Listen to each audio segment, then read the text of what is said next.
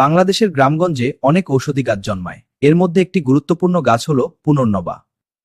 পুনর্নবা গাছ সাধারণত মাটির উপর লতিয়ে বেড়ে ওঠে এবং এর পাতাগুলো গোলাকার ও নরম।